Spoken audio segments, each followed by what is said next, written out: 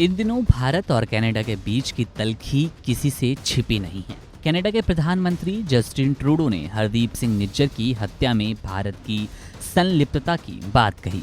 जहां एक और अमेरिका इसे चिंता का विषय मान रहा है, तो चीन ने इसे पश्चिमी देशों की गंदी नीति बताया है। उन्होंने कहा है कि ये भारत पर दबाव बनाकर लाभ कमाना चाहते हैं। बहरहाल ट्रूडो घरेलू राजनीति को चमकाने के लिए अब भारत के बाद रूस को निशाने पर ले रहे हैं। पहले ही यूक्रेन से युद्ध को लेकर रूस को घेरने वाले ट्रूडो ने अब उस पर खाद्य और ऊर्जा संकट पैदा करने का आरोप लगाया। उन्होंने संयुक्त राष्ट्र सुरक्षा परिषद की तरफ से यूक्रेन मुद्दे पर रखी गई एक बैठक में कहा कि रूस ने बीते कुछ समय में खाद्य और ऊर्जा को हथियार बनाया है। अपने भाषण में कनाडाई प्रधानमंत्री ट्रूडो ने कहा, रूस ने ऊर्जा और खाद्य को हथियार बना लिया है, जिससे करोड़ों लोग इसकी कमी से जूझ रहे हैं। खाद्य संकट के चलते भुखमरी के हालात पैदा हो रहे हैं।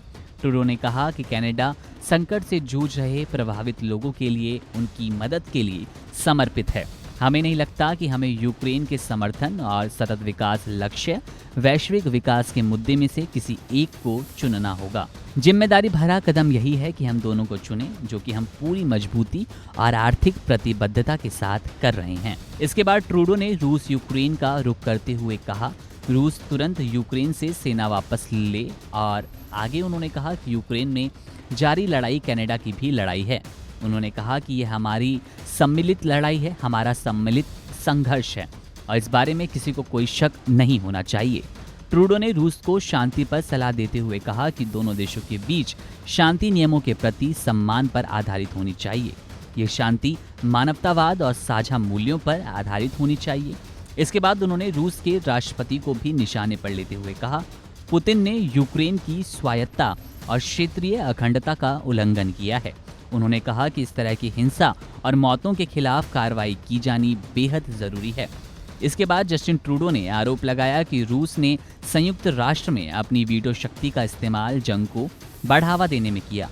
उन्होंने यूएन पर अप्रत्यक्ष तौर पर निशाना साधते हुए कहा कि इसका गठन लोगों को जंग की सजा से बचाने के लिए हुआ था। गौरतलब है कि खालिस्तान समर्थक गतिविधियां भारत और कनाडा के संबंधों में खटास पैदा कर रही है। इससे दोनों देशों के कूटनीतिक संबंध भी बिगड़ने शुरू हो गए हैं। वहीं आपको बता दें कि मोदी सरकार ने भारत में कनाडा के उच्चायुक्त को तलब करते हुए 5 दिन के अंदर भारत छोड़ने को कहा है। सरकार की ये कार्रवाई भारत के आंतरिक मामलों में कनाडाई राजनयिकों के हस्तक्षेप और भारत विरोधी गतिविधियों में उनकी भागीदारी पर भारत सरकार की बढ़ती चिंता को दिखाता है। बता दें कि मोस्ट वांटेड खालिस्तानी हरदीप सिंह निज्जर की इसी साल 18 जून को हत्या हो गई थी। इस पर कनाडा के प्रधानमंत्री ट्रूडो ने आरोप लगाया कि भारत सरकार का खालिस्तानी आतंकवादी हरदीप सिंह निज्जर की हत्या से संबंध है।